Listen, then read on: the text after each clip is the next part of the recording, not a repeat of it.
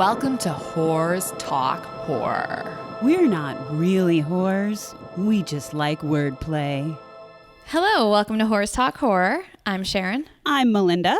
And we're both super excited about this episode today. We are going to be talking about the history of the Cecil Hotel. Ooh. This is one of our, a part of this history is one of Mindy's favorite obsessions, which we will get to later on. But I actually just finished American Horror Story Hotel not too long ago. Finally got around to watching that. And Mindy, you just read something? Yeah, I read the new book, Gone at Midnight, The Mysterious Death of Elisa Lam by Jake Anderson. As Sharon mentioned, Elisa Lam is kind of my white whale, but again, we will get to that later. And so first, we're just going to cover the sources that we used for this episode. Mindy, do you want to go through that list? Yes, ma'am. There's a few. The good old Wikipedia has a list of deaths and violence at the Cecil Hotel. Story from allthat'sinteresting.com. The chilling story of murder and hauntings inside Los Angeles' infamous Cecil Hotel by Katie Serena. Listverse, 10 creepiest events that happened at the Cecil Hotel by Cherish Merriweather. The good old Murderpedia. theoccultmuseum.com. tranofthought.com, an article titled Cecil Hotel Beyond the Lobby Doors by Kathy Tran. filmdaily.co and lacurb.com. So not many references. There could have been way more. I had to narrow down the list to the best of the best, but whatever. I'm ready to jump into this. I have my cold brew with Bailey's almond. I'm double fisting today, and I also have Almond. You have to say it fancy. Bailey's almond, and then I have a glass of sparkling wine because it's Sunday. Oh, I need one of those. Oh, go get one. You girls talk. Yeah, I was just thinking I should probably get more. I have a Mexican mocha with oat milk from Dollop Diner in Andersonville. What up? They're doing carry out, even though we are all in quarantine, and they are fantastic about their carry out. They don't sponsor us in any way, but shout out to Dollop. In Chicago. In Chicago, thank you, yes. And then I've got a little Pinot Gris going on the side because, it's Sunday Fun Day. And also, you may hear a little bit of swearing here and there because I have a very curious cat right now who all of a sudden wants to be involved in this podcast and keeps trying to, crawl on my computer. And hi, Smidge. Yeah, what up? So now he's ignoring me because he knows I called him out publicly, so he's pissed. He's literally turned the other way and is showing me his ass. Thanks, Smidgen. Love you too. All right, so we got our caffeine. We got our alcohol. Let's get into cats. this. The Cecil Hotel, in its almost 100-year history, is known for many things, including connections to the famous murder victim known as the Black Dahlia. Serial killers Richard Ramirez and Jack Unterweger were known to be residents of the hotel as well. It has also been associated with many violent deaths, either by suicide, murder, or by accident. It's been a home for prostitutes, transients, and other unsavory characters, and also ghost sightings. It's the location of the now infamous and mysterious death of Elisa Lam, a 21-year-old Canadian student who was found dead inside one of the water supply tanks on the hotel roof. As Sharon will attest, this is one of my, I hate to say favorite unsolved crimes, but you guys know what I mean. I'm very fascinated with this crime due to the multi-layers of the mystery, but we'll get to that later. All right, Mindy, let's get into the history of the Cecil. Let's do it. The Cecil Hotel is located at 640 South Main Street in downtown Los Angeles. It was rebuilt in 1924 by hotelier William Banks Hanner. He intended it to be a destination for rich businessmen and tourists alike and chose downtown LA as a location due to the booming global entertainment and financial industries located there. Makes sense. It was designed by Roy Lester Smith and featured opulent Art Deco architecture. The interior would follow the Renaissance Revival style with a return to classical features and Beaux Arts ideology. The Cecil would feature the highest standard of appearance and class for hotels of its time. The hotel cost $1 million to complete and boasted an opulent marble lobby with stained glass windows, potted palms, and alabaster statuary. It stands 14 stories high and contains 600 guest rooms. The Cecil opened to the public on December 20th, 1924. Hanner had invested confidently in the enterprise with the knowledge that several similar hotels had been established elsewhere downtown. But within 5 years of its opening, the United States sank into the Great Depression and LA was hit especially hard.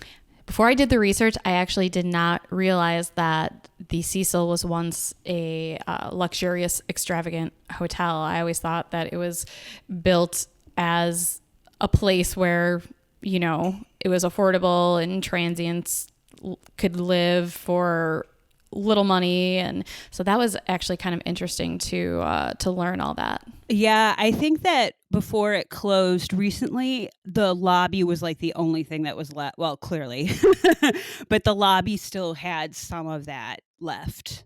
Yeah, and we'll actually cover that a little bit later. So after the Great Depression turned LA's downtown neighborhood into one of the city's most impoverished areas, it is said that as many as 10,000 homeless people were living within a 4-mile radius of the hotel.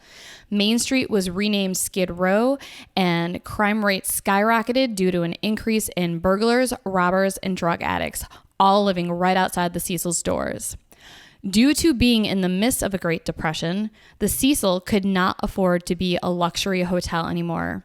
Hanner was forced to swallow his pride and give up his dream of running a grand hotel that catered to wealthy vacationers and high-powered businessmen. He dropped the nightly rates to an all-time low and greeted the chaos outside the doors with open arms. Once a destination for the affluent and expendable, the Cecil became a permanent residence to cons, drug addicts, and those facing even worse fates. To survive, it took in whatever transient soul that passed through. The Cecil clung onto the little that it had left. As the years went on and the Great Depression came to an end, the Cecil survived those turbulent times and came out still standing on the other side. Other decaying buildings that were not so lucky were being torn down all around the once prolific area. In the 1950s, Skid Row was in the middle of rehabilitation projects, and the Cecil hoped for a strong recovery. Instead, by the end of the 1950s, the Cecil became a low-end residence hotel. This may be due to the various suicides and mysterious deaths that had taken place at the Cecil since the 1930s. The dark heaviness of each death may have lived on in the hotel, making the sad and disturbed residents feel right at home. The earliest known suicide at the Cecil took place on November 19th, 1931. W.K. Norton, a 46-year-old from Manhattan Beach who checked in just a week before, was found dead inside his room. He signed in as James Willies of Chicago, then hid in the solace of his room where he would take a fatal number of poisonous pills. In September 1932, a maid named Carrie Brown found Benjamin Dodich, 25, in his room, dead from a self-inflicted gunshot wound to the head. He did not leave a suicide note. In late July 1934, former Army Medical Corps Sergeant Louis D. Borden, 53, was found dead in his room at the Cecil. He had slashed his throat with a razor. Borden left several notes, one of which admitted to having a mental illness that arose from his former term as an Army Medical Corps sergeant. Then in March 1937, a 25-year-old woman named Grace Magro jumped out of a Cecil 9th floor window, hitting a telephone pole in her fall. The wires coiled around her body so that when she reached the ground, Magro's skin was beaten blue from the impact. She later died at the now demolished Georgia Street Receiving Hospital. Police were unable to determine whether Magro's death was the result of an accident or a suicide. The USS Virginia sailor M.W. Madison, who was sleeping in the room with her, had no idea either. In January 1938, U.S. Marine Corps fireman Roy Thompson, 35, who had been staying at the Cecil for weeks, jumped from the top floor and was found on the skylight of a neighboring building. Jesus. Another sailor, Navy officer Irwin C. Neblett, 39, was found dead in his room after ingesting poison. In January 1940, teacher Dorothy Seiger, age 45, ingested poison while staying at the Cecil and was reported by the Los Angeles Times to be, quote, near death, unquote. No further reports were published about Seiger's condition. Spencer, can you check really quick and just see when the Great Depression actually ended?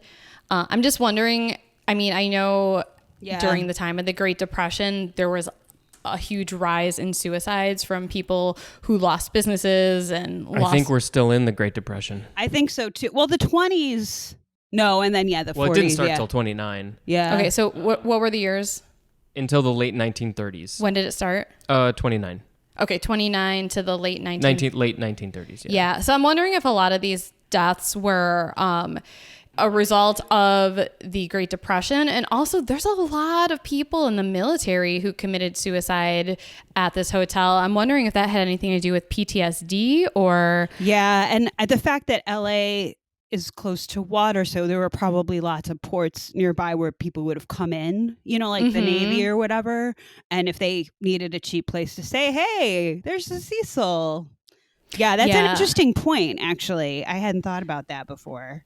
And I'm also wondering if any of the other hotels in the area also had increased occurrences of suicide by people staying at those hotels, or if this was something that was like very specific to the Cecil. I guess that's more research. Maybe because it was so fancy that people wanted to die in a fancy place. I don't know.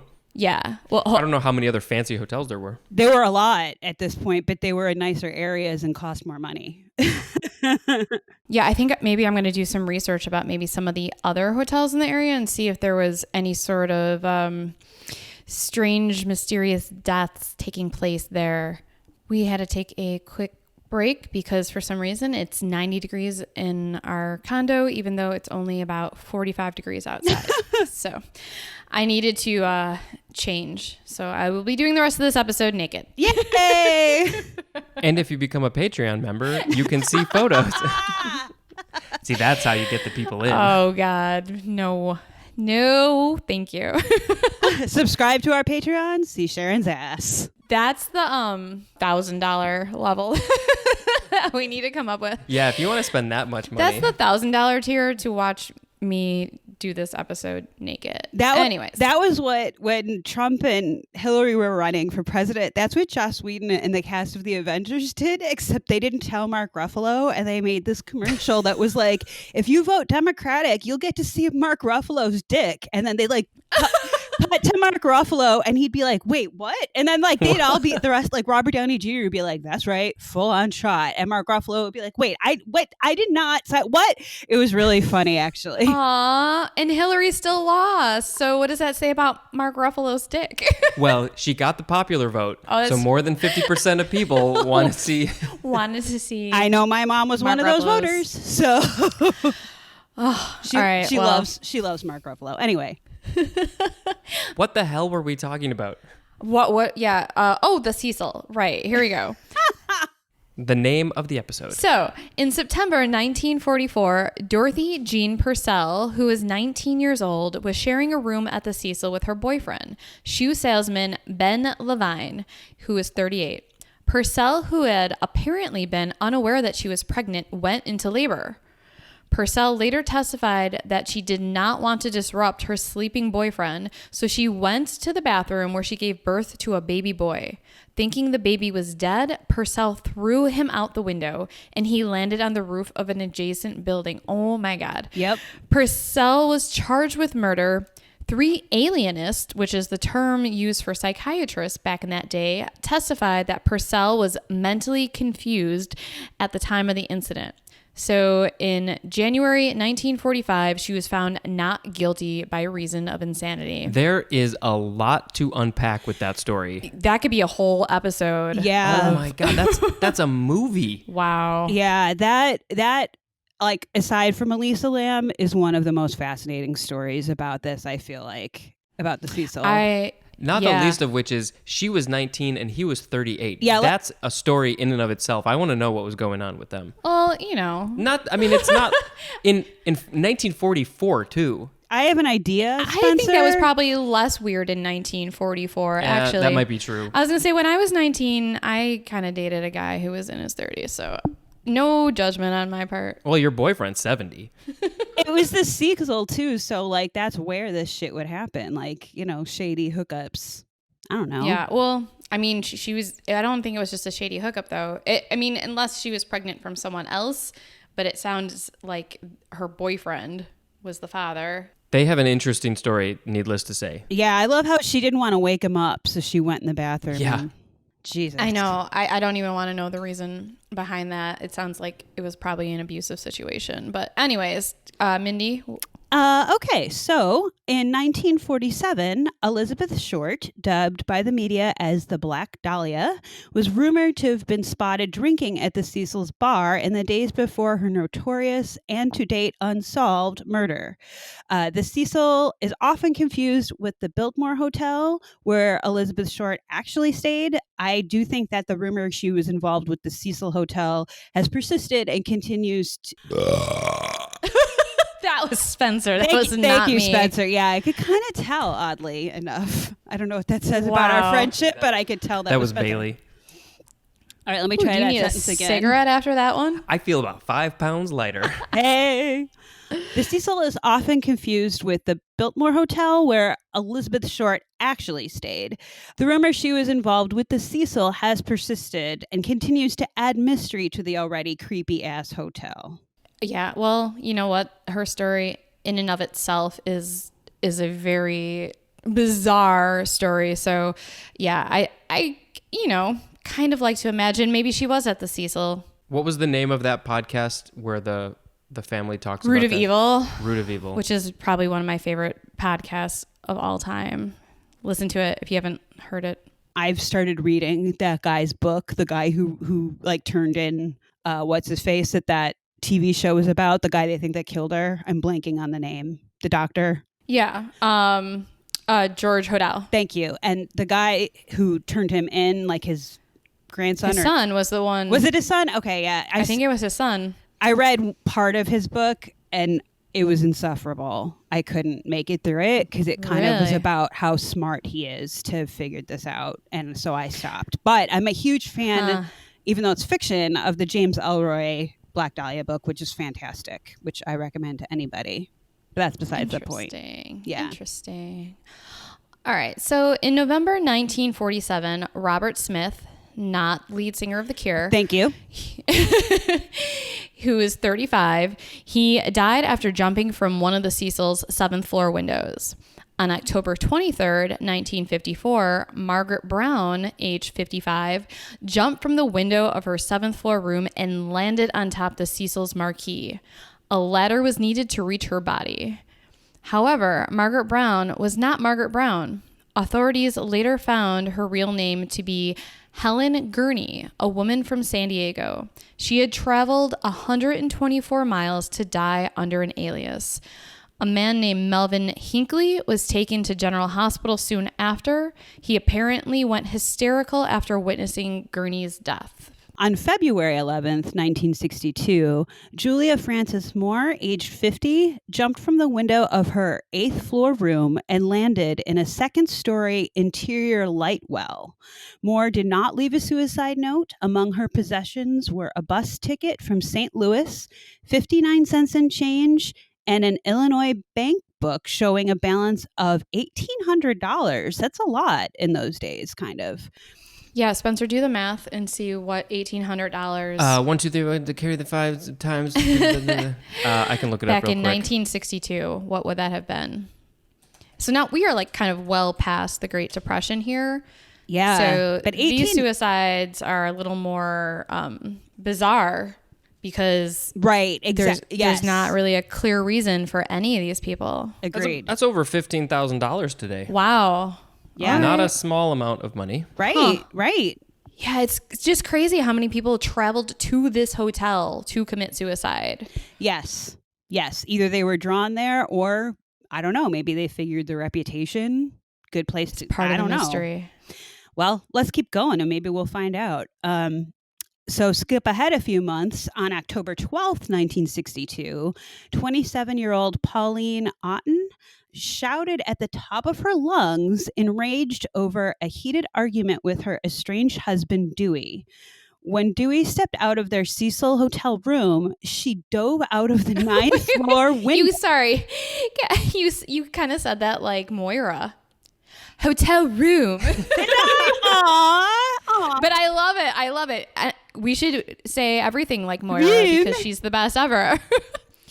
Little baby crows. Oh my God. I sometimes feel like I'm living with Moira. Anyways, I can continue. She dove out of her hotel room. Now I'm going to say it like that all the time. All right, let me say that sentence again, and I'll try and sound somewhat normal. I don't want to rip off Catherine O'Hara. The legendary. Right. The legendary. We bow to you. We bow to her. I would never even dare try and imitate. Okay. When Dewey stepped out of their Cecil Hotel room, shit. You did it. No, you did it fine. We're just laughing. I don't know. I heard it a little bit. Maybe that's because I was thinking about it. Just keep going. Just keep going. On October 12th, 1962, 27-year-old Pauline Otten shouted at the top of her lungs, enraged over a heated argument with her estranged husband, Dewey. When Dewey stepped out of their Cecil Hotel room, she dove out of the ninth floor window and plunged to her death. By chance, she landed on top of a 65-year-old pedestrian named George Giannini, who was out for his evening walk. Both were killed instantly. Police initially thought that both Otten and Giannini had taken their lives in a suicide pact, until it was realized that Giannini had his hands in his pockets and his shoes on. The impact of the fall would have popped his shoes off his feet. His death was just a matter of being in the wrong place at the wrong time. That story is nuts. Did you watch the Cecil? It's 3-part documentary that was on Amazon, and I think you can find it other places. I watched it on Amazon, but there was one episode about Elisa Lam. Yeah. There was one about just, I think, a bunch of the mysterious deaths, and this was one of them. Yeah. And for the longest time, police could not figure out what happened. It was kind of crazy that they finally were like, oh, she just happened to fall on this guy. Like, what are the chances? Yeah. And what a bad day. what a bad way to die. Yeah, this was one of my other, one of the other infamous stories that I knew about the Cecil that like blows my mind. Like just walking down the street, all of a sudden you look up. I can't even imagine. Probably not even that. It was Yeah. probably instant. Like you're walking and then next thing is nothing. It's just done. Ugh, Hopefully it was painless. I would imagine, yeah. This next story, though, is actually a really, really sad story, but it's also a little heartwarming at the end. On June 4th, 1964, a hotel worker discovered 65-year-old woman Pigeon Goldie Osgood, a retired telephone operator. She was dead in her room. She had been raped, stabbed, and beaten, and her room had been ransacked. Osgood was well known around the area and had earned her nickname Pigeon Goldie because she overstuffed her pockets with packets of birdseed each morning and then headed down to Pershing Square, a 10-minute walk from the Cecil. She spent her time there feeding the pigeons and even sang sweet melodic tunes to the birds. Pigeon Goldie was also known for always donning her distinct Dodgers baseball cap. The people of Los Angeles appreciated her kindness and unique reputation as being the old bird lady of their town. Near her body was the Los Angeles Dodgers cap that she always wore and a paper sack full of birdseed. Hours after her murder, Jacques B. Eilinger, I think that's how you say it, who is 29, was walking through Pershing Square, the area where Osgood would go to feed the birds. He was wearing blood-stained clothing and was arrested and charged with with Osgood's murder, but was later cleared of the crime. Osgood's murder remains unsolved to this day, but I didn't write this in there. I thought I added it, but I remember reading that after her death, I think that the people who remembered her, they would go down to the park and they would feed the pigeons for her. And they kind of had like a memorial for her because she was so well known and like well loved in the community. That's which cool. I thought was really sweet. Yeah, I think I've heard that too, and I agree that, yeah. Aw. Yeah, that is a sad one. On December 20th, 1975, a still unidentified woman, approximately 23 years old, jumped from her 12th floor window onto the Cecil's second floor roof. She had registered at the hotel on December 16th under the name Allison Lowell and was staying in room 327. Okay, here we go. American serial killer, rapist, and burglar Richard Ramirez is probably the most famous resident of the Cecil. He murdered at least 13 people in California between 1984 and 1985. While growing up in El Paso, Texas, it was said that his father was given a fits of rage and beat him.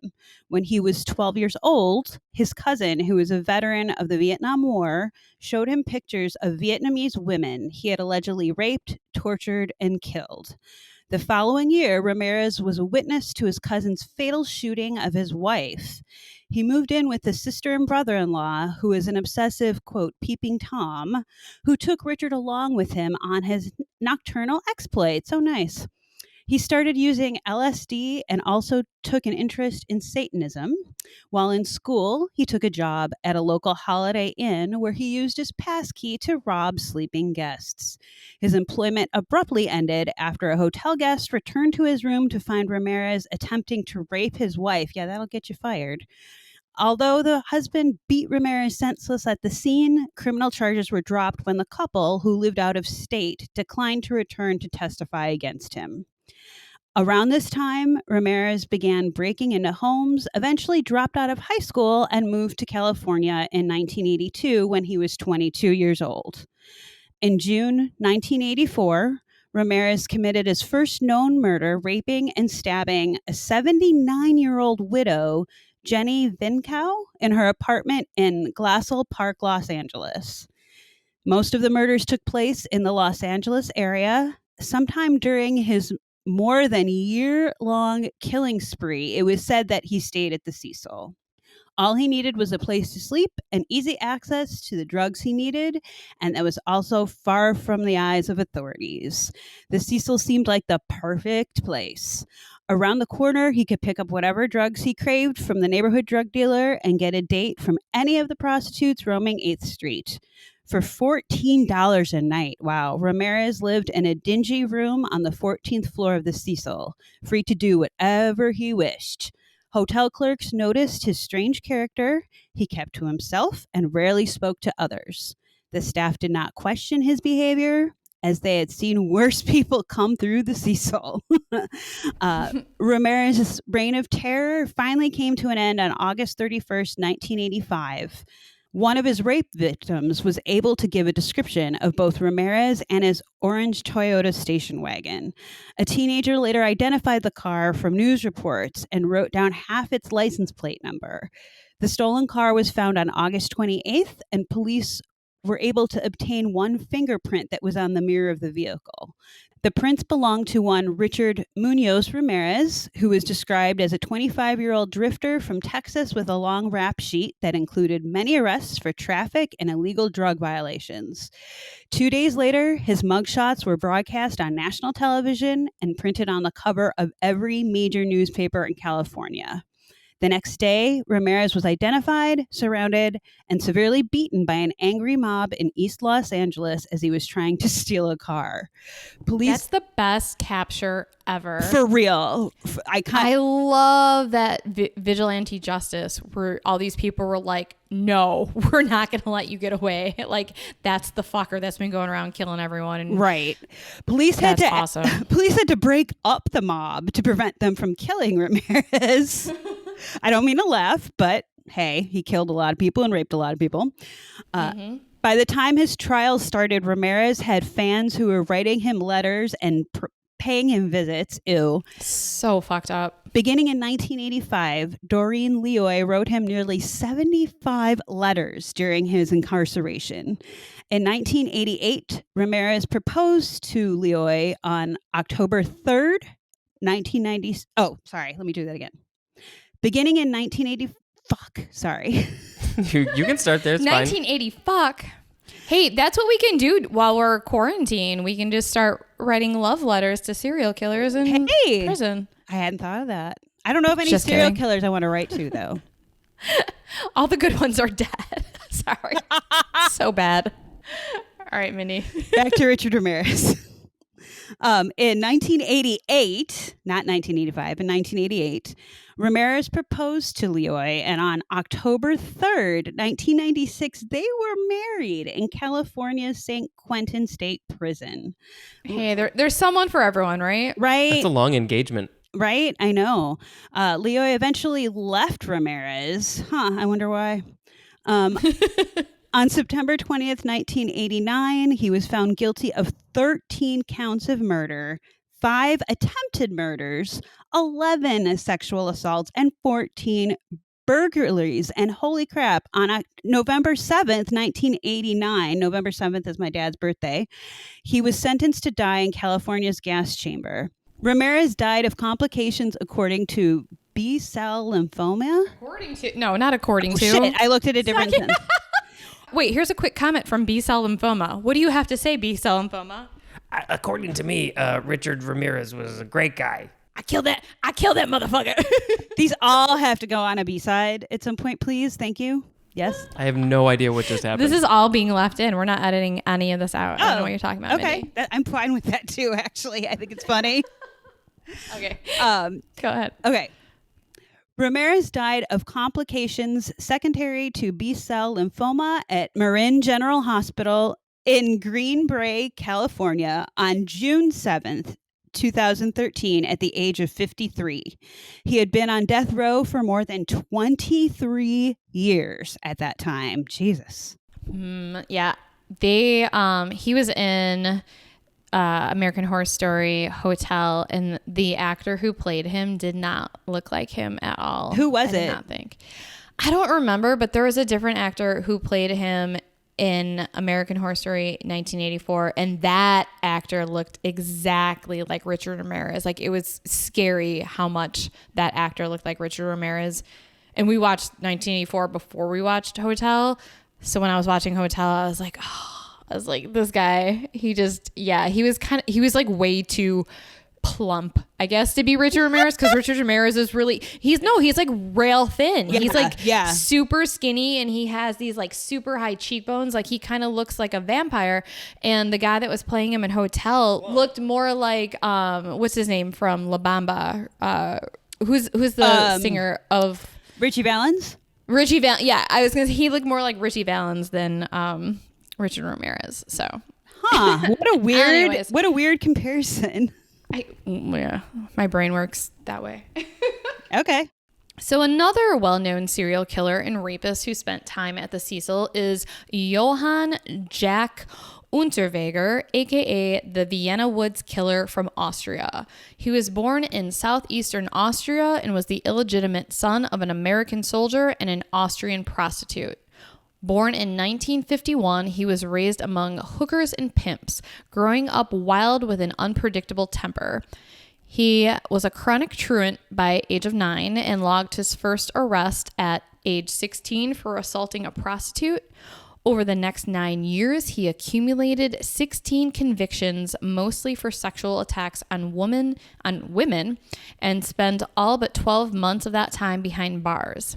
He was briefly freed in 1976. He was charged with murder after he bludgeoned another streetwalker with an iron bar, then strangled her with her own brassiere. In court, he admitted to his crime, telling the judge, "I envisioned my mother in front of me, and I killed her." That just is one of the most popular excuses of every serial killer. If I had a nickel you'd have a lot of fucking nickels. But this story is so bizarre. So sentenced to life imprisonment, Unterweger followed, I don't know why I kept using his last name instead of Jack. I was going to call him Jack. It's much easier. Sentenced to life imprisonment, Jack followed the lead of certain American convicts. He reinvented himself as an author of important literature. Over the next 14 years, he produced various poems, plays, short stories, and an autobiography that made him the toast of Viennese cafe society. Influential Australians petitioned the government. Austrians. No, it was Australians. He was renowned and loved worldwide. Okay. Influential Austrians petitioned the government for his release. That is insane. Can you imagine like people being like signing petitions to free Ted Bundy? Right?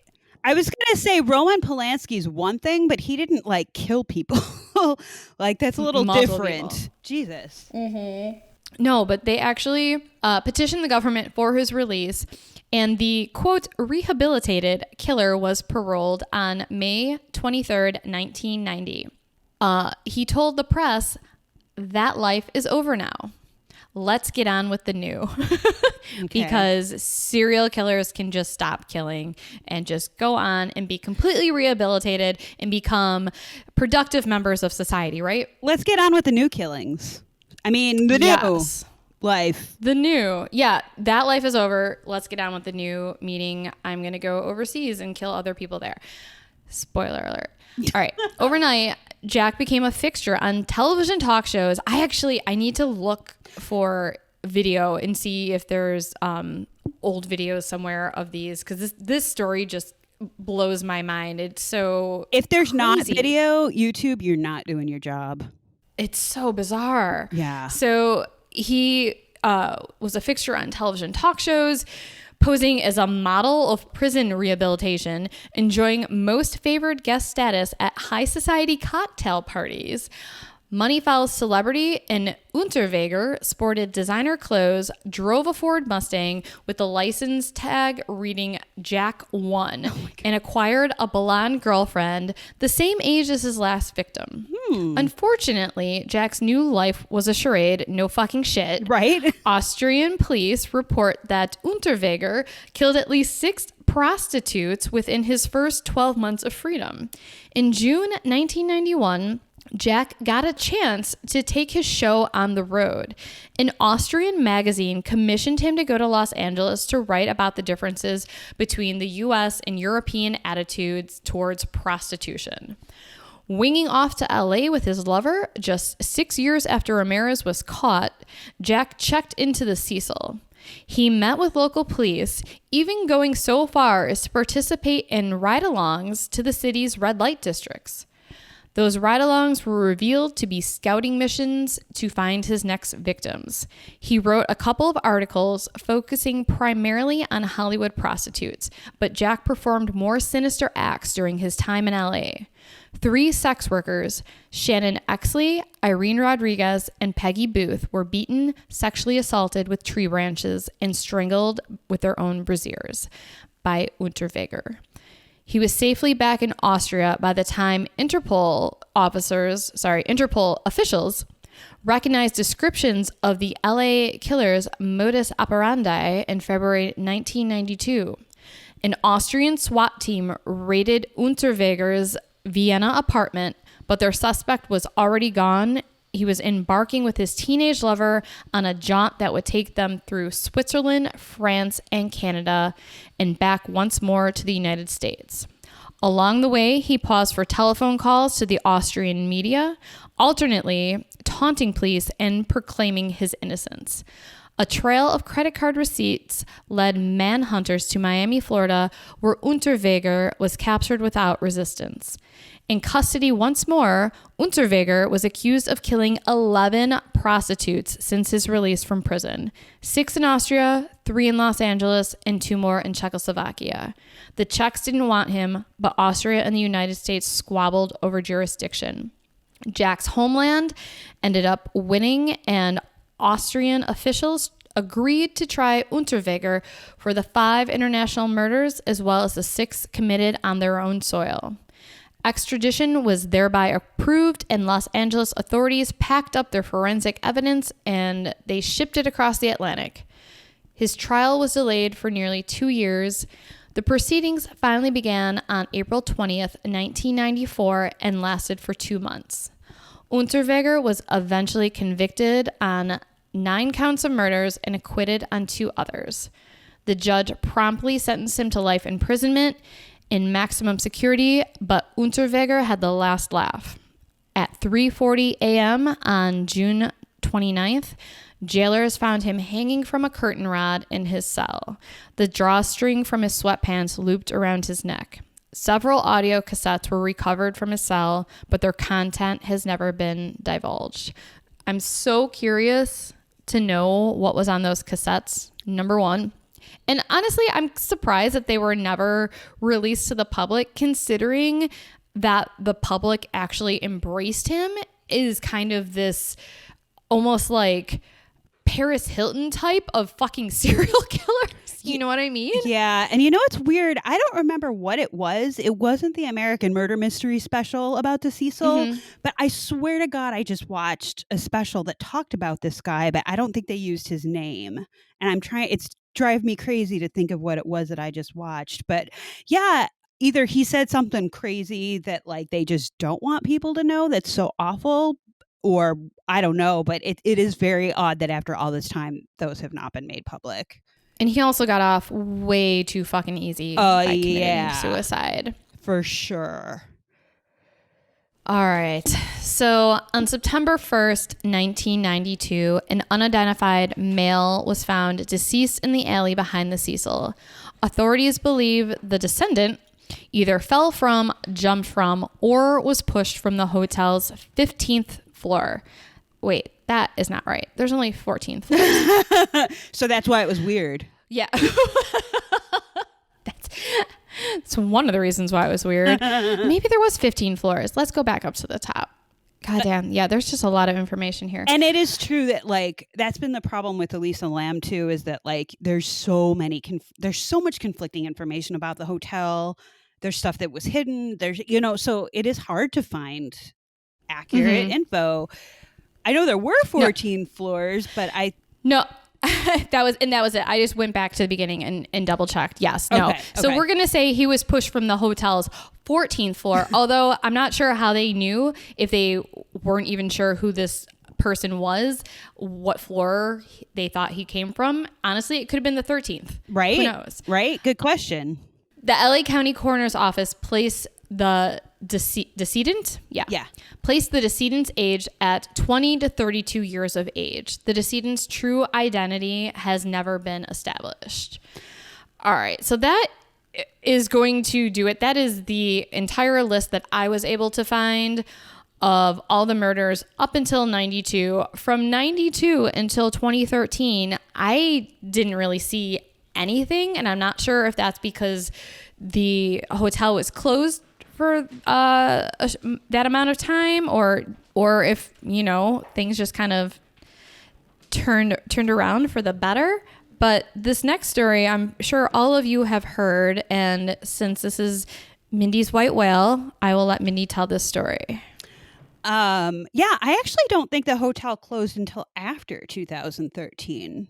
Maybe things were just quiet, but like you said, it's really difficult to find any sort of accurate information.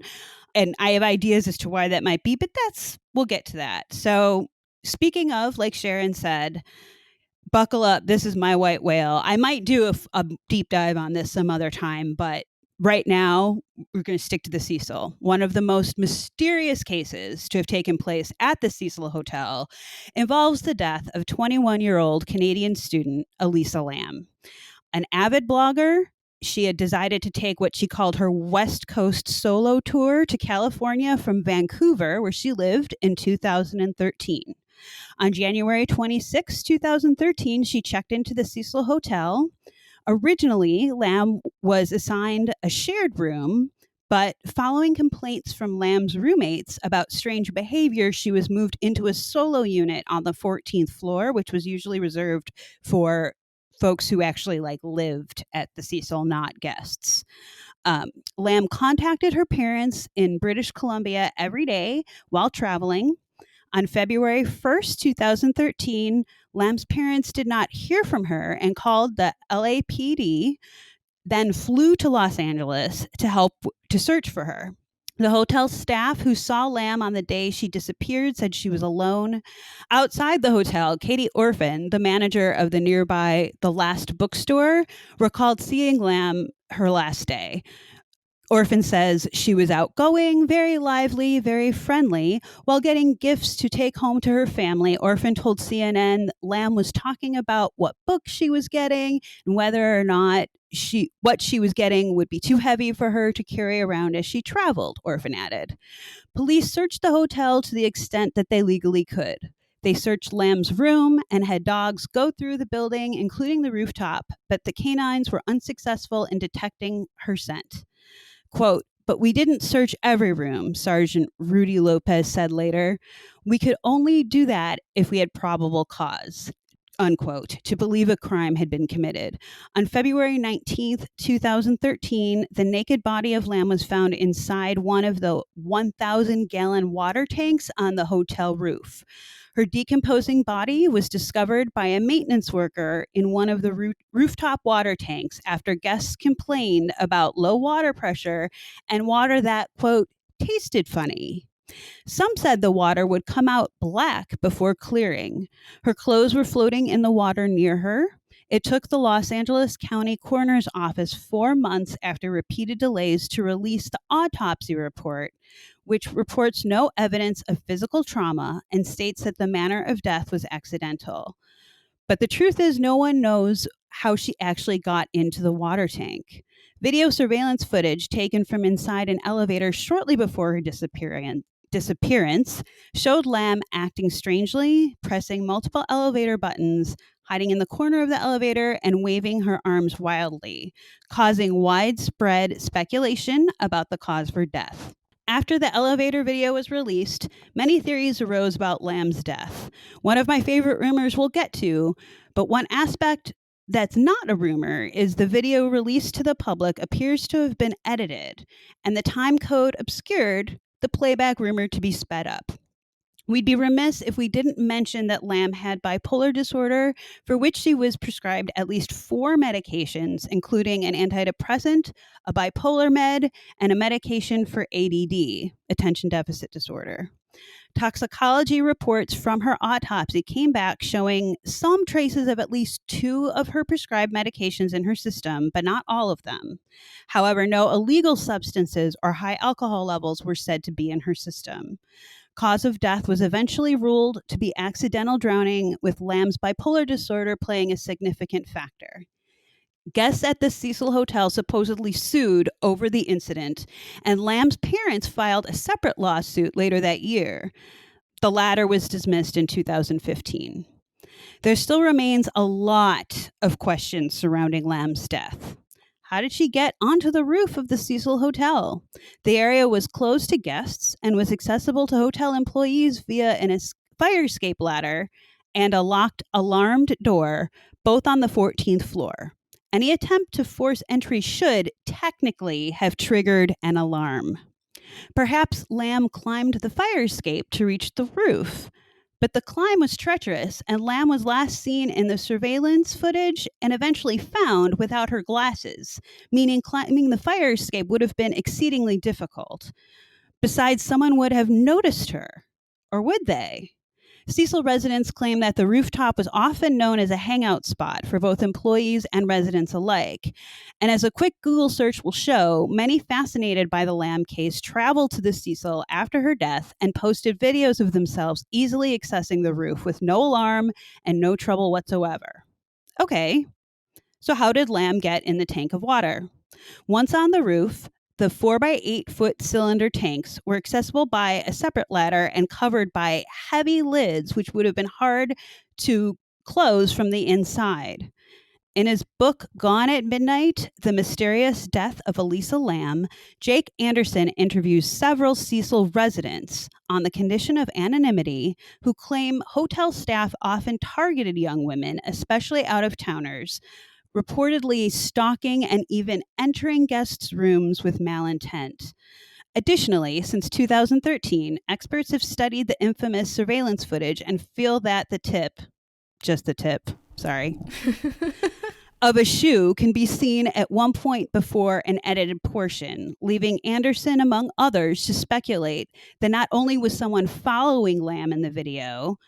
Side note, she'd posted to her blog in the days prior to her death about, quote, creepers she'd encountered following her throughout her trip, but that a person could have quite possibly been a Cecil employee who, having seen Elisa alone, possibly recognizing her mental instability, targeted her. This would explain how, in the surveillance video, the elevator doors never close until Lam exits, not to mention how she could have accessed the roof without notice. However, one of the creepiest rumors to persist is that she died as a result of playing, quote, the elevator game, a paranormal urban legend akin to that of Bloody Mary that claims to take the player to another dimension.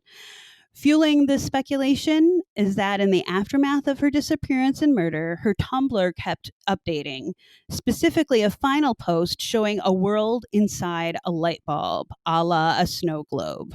Realistically, Lam's blog continued updating based on pre-scheduled posts, or whoever had Lam's phone, which was never found, was posting what was in Lam's draft folder. Creepy, either way. There's seriously tons more to this case, and as Sharon will tell you, I could go on for days about it, but it's a fun Reddit or internet rabbit hole to fall down, so do yourself a favor and give it a Google.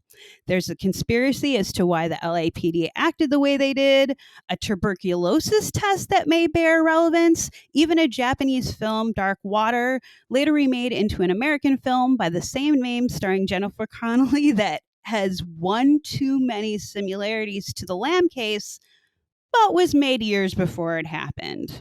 Honestly, we may never know what or who really happened to Elisa Lam, but her last stop was the Cecil Hotel, and that only adds to the location's existing mystery. Have you rewatched the video to see if there is the tip of someone's foot that you can see in the elevator? It's very brief. They've sent it to like photo experts. Many people have, including this Jake Anderson.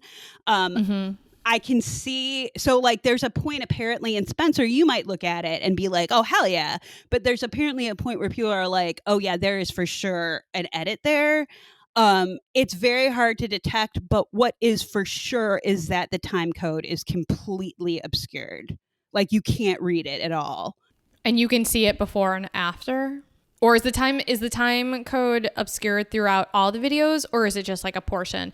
Because it's been a while since the whole video. It's obscured throughout Gotcha. the whole video, and that's kind of been noticed. And I think Jake Anderson, one of the main things that like brought him to this conclusion of it could be a hotel employee is that footage came from the surveillance at the Cecil. So like who edited it? I doubt it was the cops, or maybe it was the cops. But the question is why?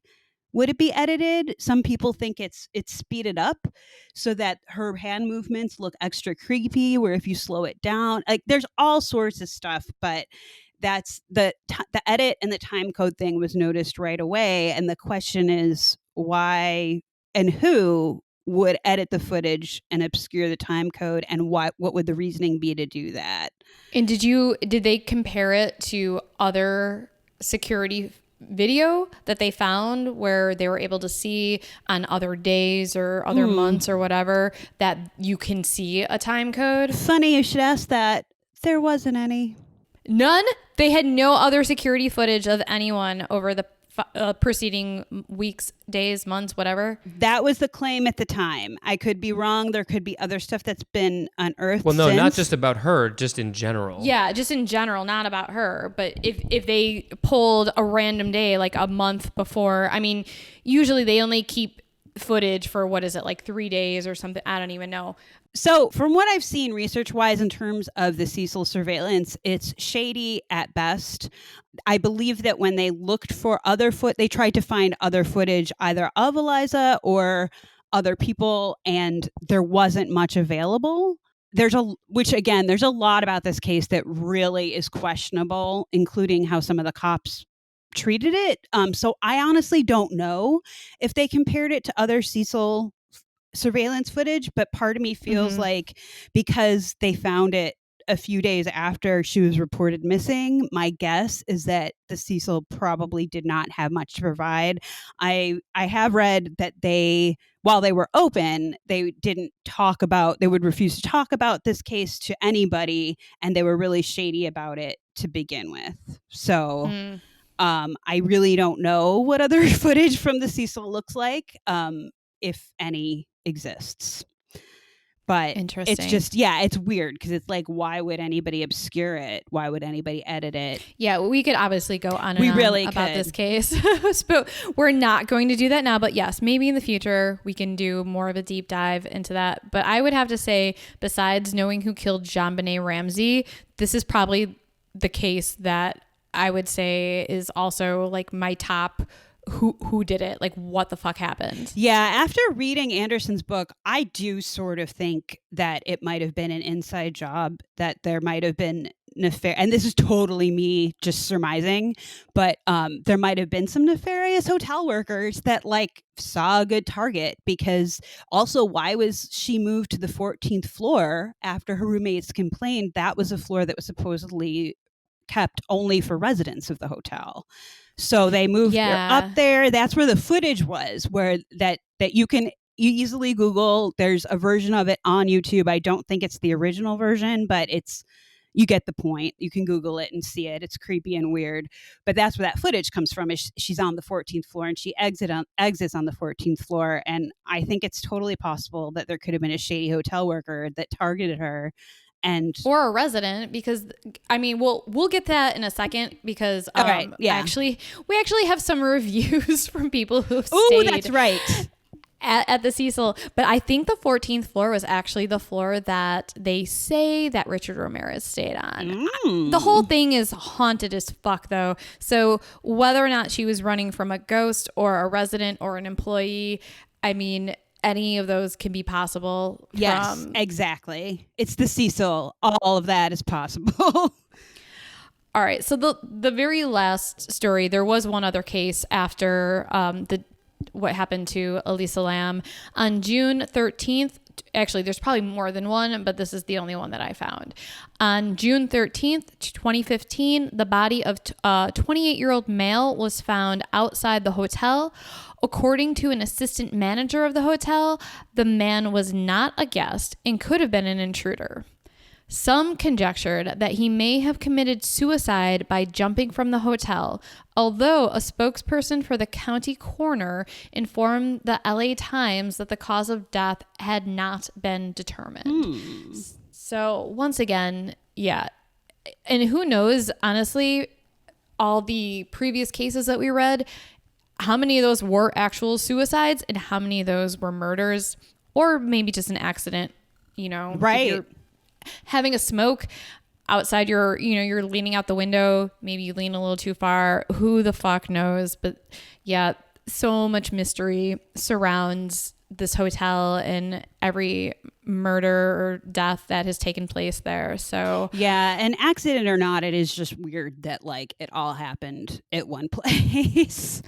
Which I'm really curious to know, like, are there any other hotels in the area that have even like a fraction of the amount of deaths that have happened? Yeah, as what has happened at the Cecil.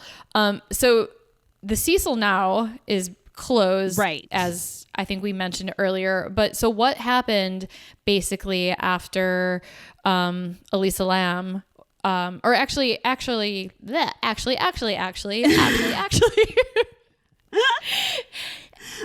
when Elisa Lam stayed there, it wasn't even the Cecil Hotel anymore. Right. It was rebranded. Right. Rebranded. Mindy, do you want to talk about what happened from the time the hotel went from the Cecil to the Stay on Main? Yeah, man. In 2011, the Cecil was rebranded the Stay on Main because what better way to like shift shady behavior away from like, your hotel is just change the name. No one will know. So yeah. Although the marquee in the front, I think still said the Cecil Hotel. Right. I think it might still, just because it's like a historical landmark kind of thingy. I could be wrong on that. In 2014, the hotel was sold to New York City hotelier Richard Bourne, not of the Bourne identity, for $30 million. And another New York-based firm, Simon Barron Development, acquired a 99-year ground lease on the property. Wow. An article from Soapboxy from December 12th, 2019 speculates that Stay on Main may have officially closed in 2017. From an article in Curbed Los Angeles from September 2019, Matt Barron, president of Simon Barron, said he was committed to the preservation of the architecturally or historically significant components of the hotel, such as the grand lobby, but his company plans to completely redevelop the interior and fix the, quote, hodgepodge work that had been done in more recent years. Beyond renovating rooms, the developer also plans to add a rooftop pool, gym, and lounge. Bad taste. Work is expected to be completed by October 2021. So you can go online and find pictures of the Cecil or the Stay on Main, whatever you want to call it now. I think we're just going to call it the Cecil because that's what people are most familiar with. But the lobby actually does look really, really nice. But if you see pictures of the rooms, oh my God, they're fucking disgusting. Like I said, I think the lobby was like the only thing that remained from like the original construction. Yeah. And I also think that's how you trick people to staying at your hotel, because they walk in and they're like, oh, what a lovely lobby. They pay for a couple nights, probably non-refundable, go up to their rooms, like shitholes with wallpaper falling off the walls and cockroaches crawling everywhere. But let's get off of all the murder, death, all the horrible things that happened there, and let's read some of my favorite reviews that I found on Yelp. And it kind of surprises me how many people stayed at this hotel without knowing the history of it. There were so many reviews from people who were like, yeah, I checked in this hotel and it's a total fucking shithole dump with no air conditioning. The staff was extremely rude. Yeah. And oh, by the way, I did a little research and it's a fucking murder hotel. It's hilarious how many people were unaware of that. Well, when I first heard of Elisa Lam, I heard about it on a different podcast, and it was like a comedy podcast. And they were saying, did Yelp not exist in 2013? But right? To be fair, I mean, if you're traveling by yourself and you don't have a whole lot of money, I don't know. I personally probably would have ended up in that area and been like, yeah, pass. But who knows? So let's get to these reviews. Sharon, would you want to take it away? Yeah, I'll read the first one. So this one comes from my birthday, September 4th, 2016. Hey. We came in knowing that this wasn't going to be the Ritz. Even knowing that beforehand couldn't save this place from being awful. First and foremost, the manager, all caps on manager, the manager that checked us in, Kit, something with a K, was a total dick. I get that there are probably a lot of junkies and weirdos staying here, but that doesn't entitle you to talk down to a prepaid customer. The bed? I feel like if I pull the sheets back, it's just going to be a stack of cardboard underneath. I feel less rested after spending a full 9 hours on it than if I had just stayed up doing meth with everyone else on our floor. Speaking of which, you can hear every door slam on this floor, the floor above, the floor below, in intricate detail. There must be a lot of angry ass junkies staying here because someone slams a door approximately every 11 seconds around here. It's very telling that the one asshole who left this place a 4-star rating did so because he managed to squeeze 10 people into one of these crappy rooms. I feel like there's a lot of that going on around here. Overall, I can't recommend it, even knowing it was going to be a fiasco. If you gotta stay for cheap downtown, do yourself a favor and stay at the Mayfair.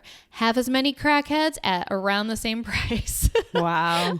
I think it goes without saying all these reviews we're going to read, all 1 star, because you cannot give 0 stars on Yelp. But Mindy, do you want to read the next review? Speaking of that, this is dated June 4th, 2015. If I could give this place a -0, I would. A -0? Yeah. That's not a thing. They changed the name to Stay on Main, which was formerly known as the Cecil Hotel, which was formerly known as the Murder Hotel at one point. My girl and I had a really weird experience there while we slept there one night, and our reservation was for 5 nights. We checked out the next day.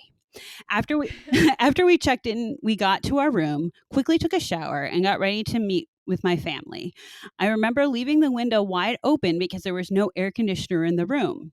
When we got back to the room around 2 a.m., the window was slightly opened with a handprint on it. And I noticed next to the TV, there was a black handprint. I was spooked, but too tired, so slept anyways. During the night, I kept tossing and turning. Horrible sleep. My girl thought I kept playing with her ear, which I wasn't. Before you decide to book your stay here, look into the history. I'm sure you wouldn't want to stay there. And if you go on Yelp, they actually have a picture of the handprint on the wall. They posted Jesus. that. Fucking creepy, man. All right, this one comes from 12/14 of 2017. The service was around the clock. They even stand at the end of your bed and watch you sleep. Oh, God. The tap water is more like flat cola, but still delightful in a cup of tea, only if you add a few more sugars than you usually would. The hotel runs its own activities, such as hide and seek with the room furniture, and you would sometimes wake up in other rooms. Overall, a rather good experience. Okay, that might be my favorite. I have no idea if that... I'm assuming this was just someone being an asshole and it was just a joke, but well done. Right? Well done. Okay. And if that was a serious review, wow. Right? I know. So here's another one from June 24th, 2017. I am so glad this place is closed now. That's not a good way to start a review. My friend and I booked a room for the night back in 2015-ish because we had to be at a convention bright and early the next day in downtown LA. When we got there, it was so sketchy we had to park in an alley, and there was an elderly homeless lady crouched down on her knees near the corner of the alley. As we passed by, she mumbled something in a different language. We ignored her because it was dark and scary and we had a lot of luggage with us. Then she started screaming at us, and it seemed like she wanted us to follow her, or she wanted to deter us from going into the hotel. We shrugged it off and checked in. They put us on the 14th floor at the very end of the hall. Not good. God damn it. The room was in Richard Ramirez's room. Right. The room was okay considering the price we paid. There were like 7 different bolts inside the door, God. Which was really weird and creepy. Yeah, no shit. My friend and I kept getting the chills. The AC was not on, and these weird vibes, but neither of us mentioned anything until after we left. Finally, we go to bed, and we both wake up to what seems like a minor earthquake, which is common for LA, so we pay no mind to it. Suddenly, the ceiling lights, the ceiling fan turn on. The fan was going at an unusually rapid speed, and I immediately started bawling. We get up and turn it off. We hear knocks at the door, and no one was there. At this point, I'm terrified and can't sleep, so I start doing some research on the place. Turns out there was a demon summoner on the 14th floor.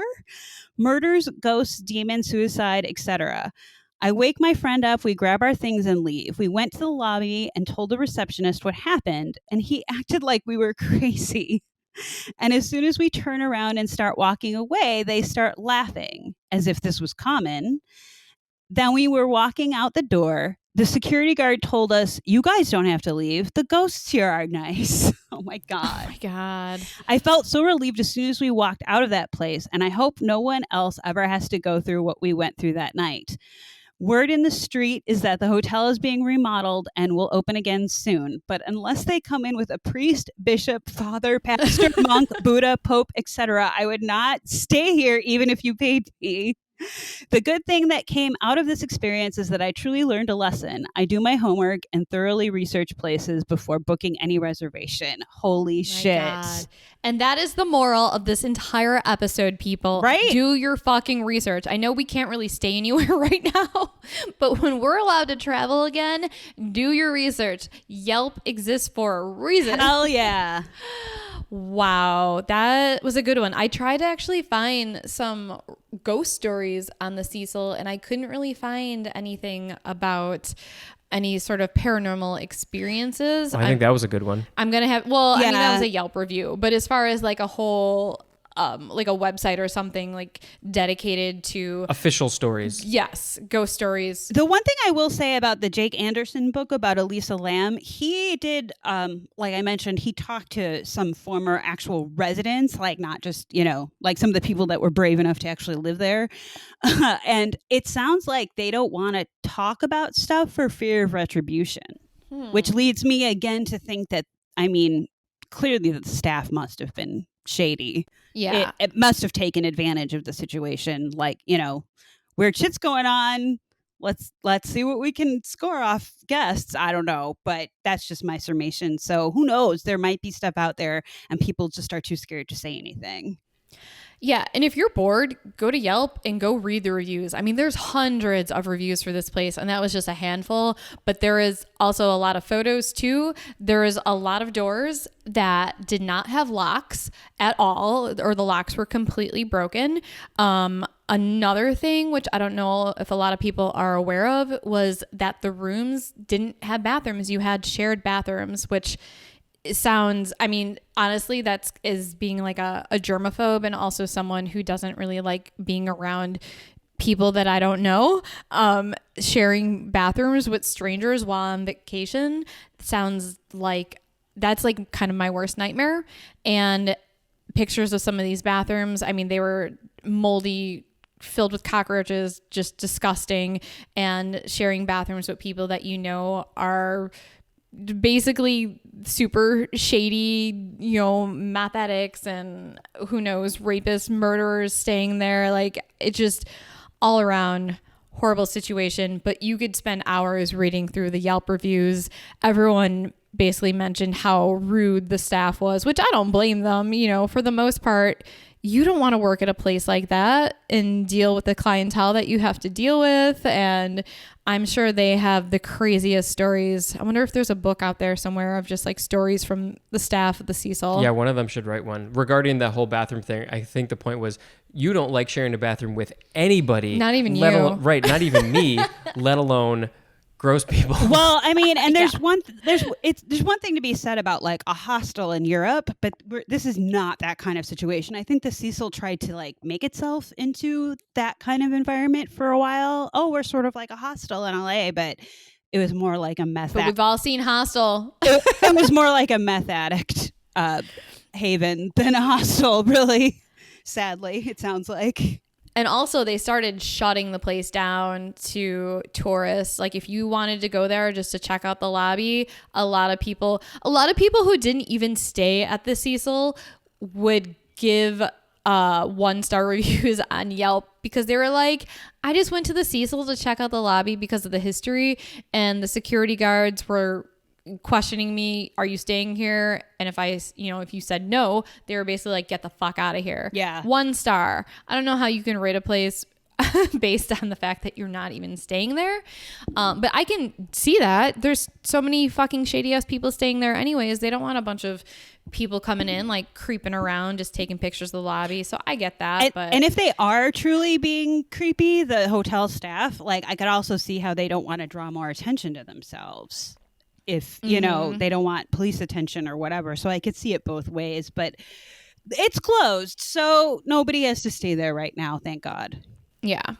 Although if they ever do reopen and make it this kind of like luxury place, it sounds like they're trying to make it like the Ace Hotel down the street with a rooftop pool and which bar is and all in that bad shit. taste, a rooftop pool. I'm just going to say it. Bad taste. I'm sorry. Well, they need to get rid of the water towers, but it's LA. Rooftop pools, I think, are pretty common. So yeah, I don't think I'd ever swim in it, though, just knowing the history. I don't think I would still ever even stay there. No, and I remember knowing when the I history. first told you about the Elisa Lam case, you were like, we should stay there. And I was like, no, we shouldn't. And I think I sent you the link to the hotel and you were like, yeah, never mind. Yeah, I didn't realize how Right? disgusting it was. So there are some cultural references. As I mentioned, this was the inspiration for American Horror Story Season 5 Hotel, which was also partly based on the Murder Castle by H.H. Holmes in Chicago as well. I think they kind of blended those two together for Season 5. The hotel is also an inspiration for Barton Fink, the movie Barton Fink, which I didn't realize that. I didn't either. I'm going to have to watch that again now that I know more of the backstory of the Cecil. And also on March 27th, 1987, the band U2, they're a small band out of Ireland. I don't know if you've heard of them. They performed an impromptu live concert on the rooftop of a one-story building on the corner of 7th and Main in downtown LA, right next door to the Cecil Hotel. The performance with the hotel featured as the backdrop was filmed and commercially released as the music video for the song Where the Streets Have No Name. No. So, yeah, I need to go back and rewatch that. I had no idea. I'm totally going to Google that shit when we're done with this. Do it. Do it now, Spencer. Pull it up. So that's all we have on the Cecil. So that was really, really fun research. And I think I have to do more research now and see if any other crazy shit happened at any other nearby hotels. And I mean, it's downtown LA, so I'm sure there has been, but I'm curious about, you're right, like the extent of... Oh, fuck yeah. Sorry. Spencer just pulled up Where the Streets Have No Name, and like right next to Bono's head is it's the marquee that says the Cecil. Yes! That's fucking crazy. I'm totally So going to pull that up when we're done recording. Yes. Everyone go check out the video for Where the Streets Have No Name. Fucking weird, man. All right. So I think that's going to do it for this episode. I think Mindy, it is. Do you want to carry us out? Yeah. Thanks for listening, everybody. If you're able to, we know these are tough times, but if you're able to, please subscribe to our Patreon. If you want to have early access to episodes, hear exclusive episodes, and receive cool gifts. If you go See me naked while I record. Hey, $1,000 a month is a good deal. I have to pay more than that. If you want to spend $2,000 a month, you can see Spencer naked. What? Oh, it's 2,000 is too low. It's higher. If you go to Horrors Talk Horror on Instagram, you will find links to our streaming locations and Patreon. Please be sure to check us out on Twitter and Facebook and email us at whorestalkhorror@gmail.com. If you want to tell us a ghost story about the Cecil Hotel or about anything else that you might have had a ghost interaction with. Oh my God. Something. If any of you have ever stayed at the Cecil, Oh my God. please write to us. Yes. We want to hear your experience. Please. But even if you have not stayed at the Cecil and you have a ghost story about anything or something creepy or just want to say that you love us, please write us. We love you too. Also, just hope that everyone is staying safe. Yes. And making it through these really, really hard times. And if you want to watch something really funny, funny, but also heartwarming, I've been watching every Monday. I think John Krasinski releases Some Good News. There's 4 episodes now, I believe. So probably the 5th episode will be out tomorrow, which is the 27th, because we are recording this on the 26th. But have you watched any of his Some Good News videos, Mindy? No. Oh my God. It's amazing. I mean, he's super amazing and talented and funny. And say that they've name. done Say that name again. Some Good News. John Krasinski. Okay. John Krasinski. Oh, okay. Yeah, from The Office. Yeah. Or A Quiet Place. Or A Quiet Place, yes. And A Quiet Place 2, which he's directing, right? Yeah. Yeah. Yeah. So, or directed. I think it's done. But anyways, every week he has it's 15-20 minute news show that he does from his home office. Sometimes his wife joins him. Yay. His wife is Emily Blunt. And they just have these stories from all around the world of people doing these amazing things to help each other and make other people smile and laugh. And it's super heartwarming. And of course, I cry happy tears just watching it. It's so good to see some good news because we're just constantly surrounded with all the fucking horrible news that's going on in the world. Yeah. And there really needs to be a news channel that only talks about the good shit to remind us that there is more good in the world than bad, even though you don't see that. And I recommend, Mindy, you watch some of the videos. There was one video where they had the entire cast of Hamilton perform a song for this young girl who was supposed to go see the show but couldn't because obviously Broadway is closed down. And last week they did a virtual prom and had the Jonas Brothers and who else did they have? Chance the Rapper. There was a few. Billie Eilish. I love her. They had all these people singing and performing in their houses, and they showed videos of all these kids who were supposed to go to prom this year but couldn't, in their homes with their families, all dressed up and dancing and having fun. It's fucking good to see that shit. That's amazing. People are doing good to bring joy into the world, and we're trying to find that. Even though we like our creepy shit, we like to find the happy shit too. So yeah. All right, so check that out if you need something positive in your life. And as always, thanks for getting creepy with us.